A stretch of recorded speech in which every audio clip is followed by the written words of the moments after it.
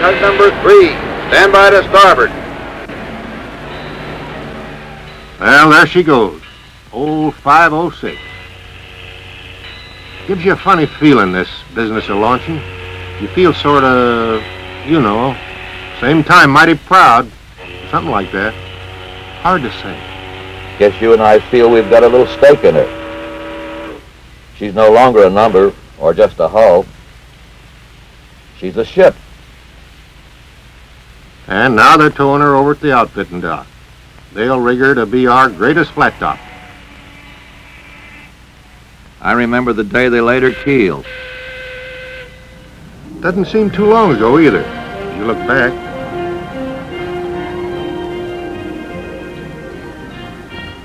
They fixed her name in bronze to the keel plate for keeps. She grew up almost without our knowing it. There was the inner bottom and the big after gasoline tank. They started amidships and kept building up like a big pyramid, adding structures fore and aft from the midsection, adding one deck level above the next, 11 decks in all, up to the flight deck. Then they added more compartments forward and compartments further astern until her hull began to fill out and take its final shape. That job took thousands of men, more nearly 5,000 workers on the ship itself from 40 different trades to meet her production schedule.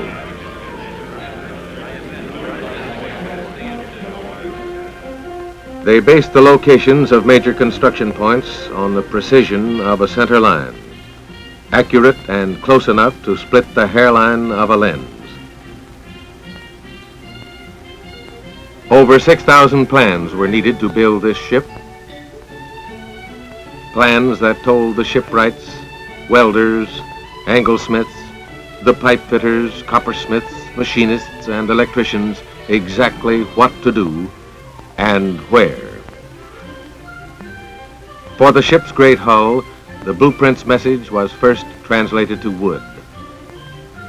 In the mold loft, fitters laid out full-scale patterns and templates on wooden frames, marked the centering points and zone numbers for later locations.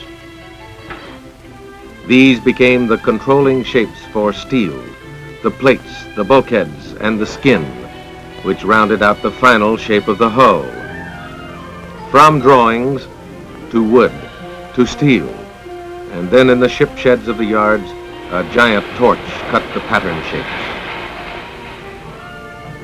While over in the rolling shed, monster bending rolls shaped up the plates that had to fit the slowly growing curves.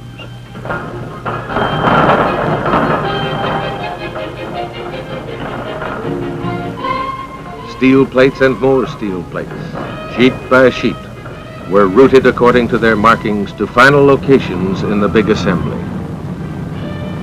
Then, on the skids away from the hull, the sub-assemblies grew. Off by themselves, they were free from the flow of materials and work traffic at the crowded hull. Whole sections of the ship, the bow assembly, the elevator platforms, the gun sponsons were assembled separately so that fitters and welders could work more easily. Each unit was erected on schedule as it was needed in the larger scheme of things.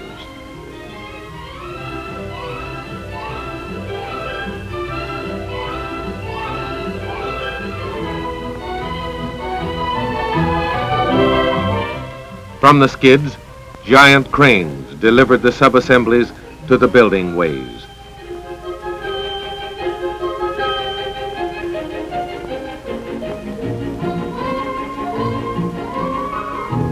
Here, with the deftness of handling a building block, the huge steel sections were eased into position for final welding.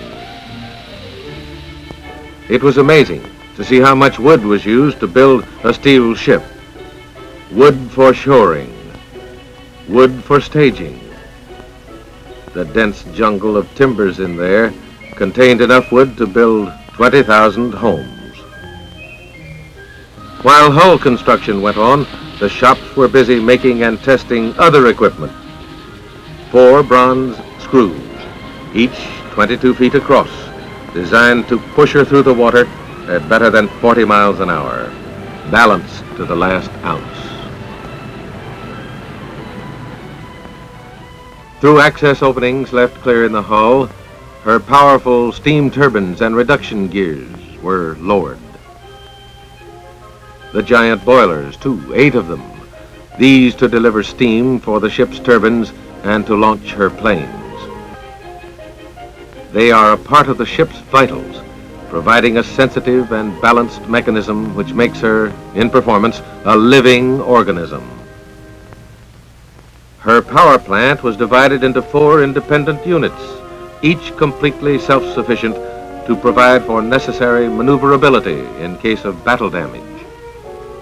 Finally, with her heavy machinery inside, work on the hull was rushed through its final stages. Her forged propeller shafts were lined up, then coupled, and the 22-foot props themselves squeezed through narrow spaces to their locations below the stern.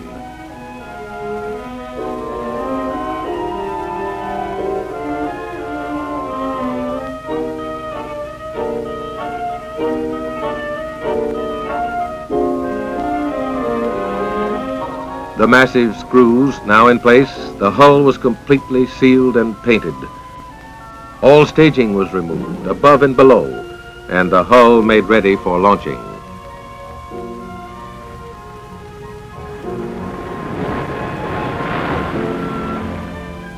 At the christening, Admiral Harp delivered the invocation. We praise thee, O God, for this memorable and climactic moment of human achievement. We rejoice that thou hast made it possible for the ingenuity, skill, and labor of free men to bring this ship into being. May there come now to those who have wrought as good workmen in its planning and construction the inner satisfaction of having done their task worthily and well. As we christen the Forrestal, we commend her to thy guidance and care. Grant that her services may be used in the preservation of peace, and for war only when the defense of freedom and honor shall so dictate. That blimp up there seems to be doing a good job of looking her over.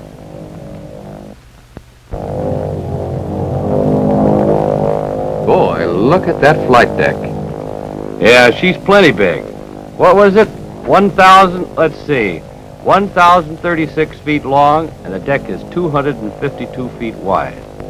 The morning papers said she was big enough to put the Queen Mary and the United States side by side on the flight deck and still have room to spare. Hey, see that?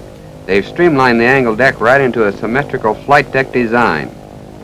It slants off about 10 degrees to port. One of the shipyard engineers told me that flight deck is not only armor steel, full length, but she's got terrific stiffening topside for the hull. That's right. No elevators down the center line. They're all on the deck edges. That's good protection for the hangar deck, too. She's got 2 catapults forward and 2 on the angle, port side. They'll be steamed, too. With that set up, they ought to get a bunch of planes in the air in record time. Boy, look at the size of those elevators. The builders say each one is as big as 2 city lots. Well, jet planes, bigger and heavier jobs, greater ranges, more fuel. Guess it all adds up. Suppose it adds up to the reason for the Forrestal. You know, I guess they'll handle those heavy planes in less time than the old carriers handle the lighter ones. Well, she's a beauty, all right. Where are they taking her now? They're heading for the outfitting dock. When she was launched, she was about 70% completed. Then came outfitting. This is the stage when the floating hull and its superstructure is invaded by a host of skilled specialists, technicians, and craftsmen who will link power to the intricate mechanisms and make the ship responsive to control. Her propulsion machinery is now lined up perfectly, from boilers and turbines out to the long shafts to propellers under the stern, trued to the point of least possible friction. Because now that the ship's afloat, her new balance in the water puts different stresses on the entire hull. Machinery alignments will be affected, and all these must be accurately checked. Then comes the day when her boilers are lit off, when the ship, in a very real sense, comes to life. She will grow more and more self-sufficient now as each day passes. Provide her own power, run her pumps, operate some of her auxiliary units. Her electric light and power installations, sufficient to supply a city of 1.5 million people, get their final checkup during outfitting. Her communications system of 400 dial phones and 1,900 sound-powered battle telephones help make her a highly coordinated working unit. She will be fitted with plumbing and water storage sufficient to care for living spaces, galleys, and laundries for over 3,000 men, not to mention the shops, photo labs, and air conditioning units in remote places. There are no portholes on this ship. She can be sealed for protection against lethal exterior air or gases. So there's enough air conditioning installed to serve 2 Empire State Buildings, 3,500 tons of it. What the Navy calls ship habitability has developed some new departures in outfitting living spaces. All berthing spaces for the entire crew are air-conditioned. Each compartment is accommodated with a recreation area with tables and chairs for writing letters or reading. Over 1,000 of her crew will sleep in the new modular Pullman-type bunks on foam rubber mattresses and have individual ventilation and fluorescent lighting.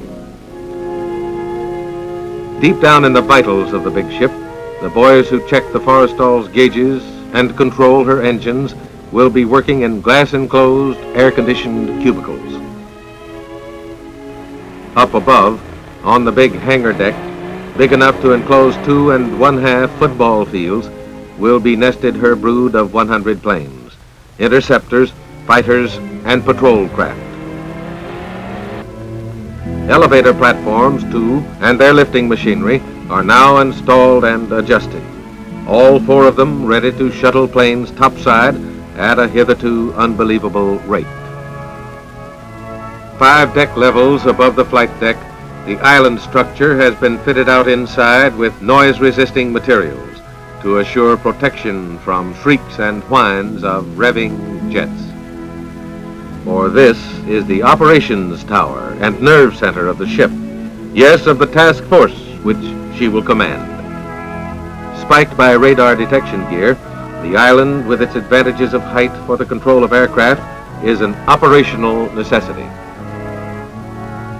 Far into the night, outfitting proceeds and checks are made on each last detailed installation.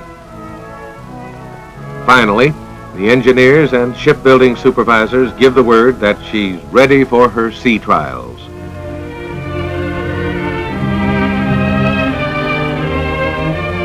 Smoothly and majestically, she heads out to deep water.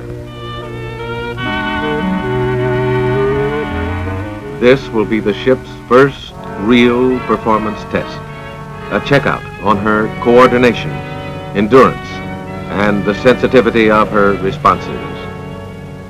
On the bridge, the builder's skipper, her first Navy skipper, and the members of the trial board, all thinking, how will she measure up? How will she behave? It is now, in this series of trials, that all the planning, all the experts' calculations, all the man-hours of skilled craftsmanship, and the hopes of those who watched her grow will really be tested. During the 3-day trial run, she will be submitted to all sorts of tests: steering, astern endurance, boiler overload, anchor windlass, catapult, and many more. Gradually, her engines are eased into a buildup of power, first at 1/3 speed.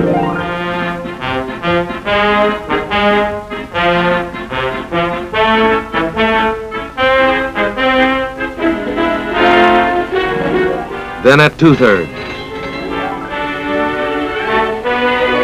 5 hours of power build up now. Will she stand up to the demand? What if she doesn't? Well, that's what the tests are for. She's as tough as any. Now comes the captain's order. All engines ahead. Full.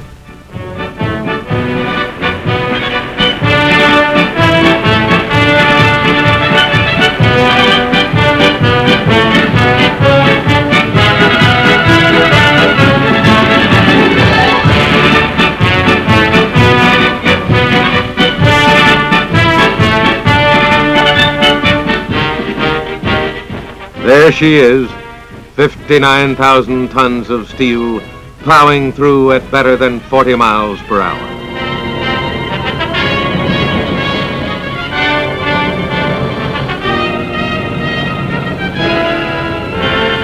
"200,000 horses pushing the props at full power, determined and resolute."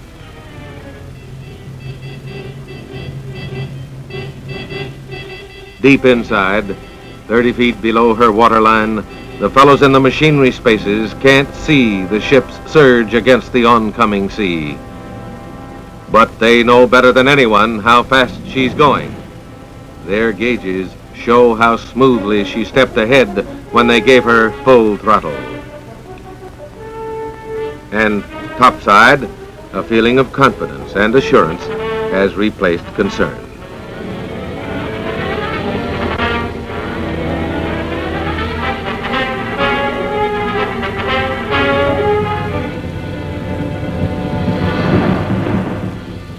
Homeward bound, the trials were a clean sweep. And now, commissioning, the climax to the story of her building. The Navy's seal of acceptance on this ship and of the labor of free men who brought her into being. Worthy of the name of one of the nation's most dedicated naval leaders. This is their ship now, the mightiest warship of the oceans.